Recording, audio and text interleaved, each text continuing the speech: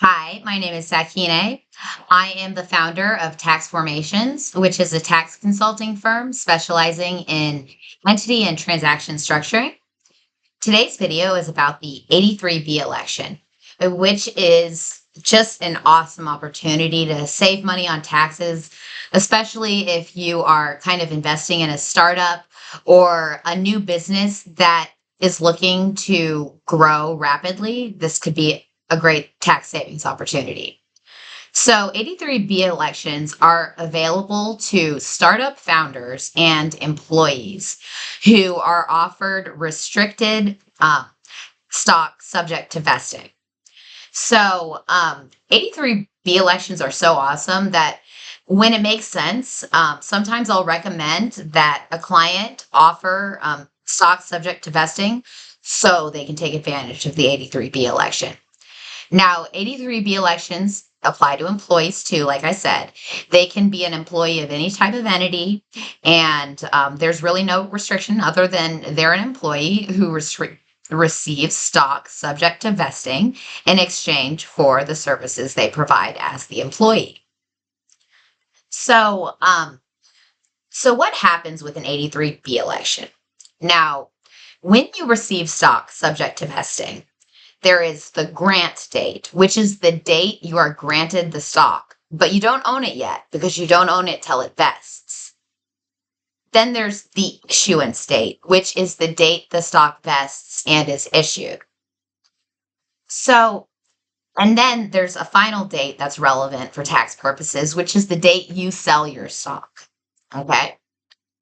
So, an 83B election says when you receive restricted stock subject to vesting in exchange for employment services, the value of that stock is taxed at ordinary income rates because you're earning income in the form of stock instead of cash.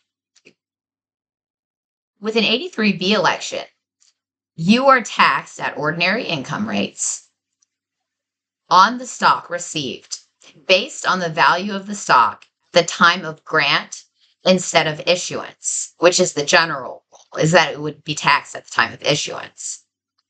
This is an amazing opportunity because generally, if you're starting at a startup, the stock might be worth a penny today and $100 2 days from now, if you're investing in a great startup. But generally, you're expecting the stock to increase in value rapidly.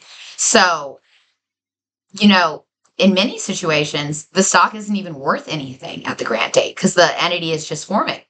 That means you pay no tax on no ordinary income tax on the stock.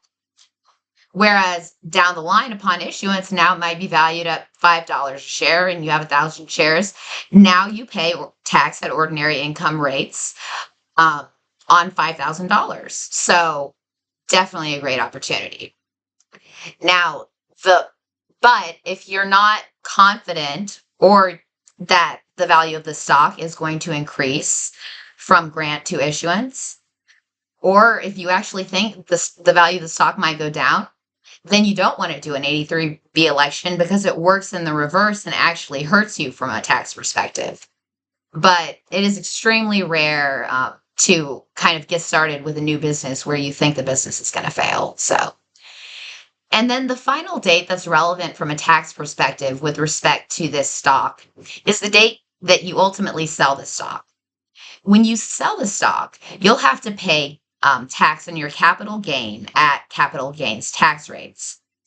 Now, capital gains tax rates are lower than ordinary income tax rates. So we always prefer capital gains treatment or over ordinary income treatment. Now, your basis in the stock, your tax basis, will be the value at grant instead of the value at issuance because you are taxed at grant instead of issuance. Now, the capital gain you pay on the sale of the stock is the difference between your basis and the proceeds received. So when you make an 83B election, your basis is lower generally, which means there's more gain on the sale because the difference between the basis and the sales price is greater. So I will say as a final note that the 83B election will generally result in you paying more capital gains tax on the sale. But who cares? Because capital gains tax is lower than ordinary income tax, and you paid less ordinary income tax on receipt of the shares. So it's still worth it. Finally, if you want to file an 83B election, it's actually very straightforward. You have to file it within 30 days of grant, and it's just a simple statement. It can be one page that you mail to the IRS. If you have any questions about that or anything else in this video, or you'd like to discuss other tax topics, please feel free to reach out to me anytime. My contact information is in the description box below. Thanks.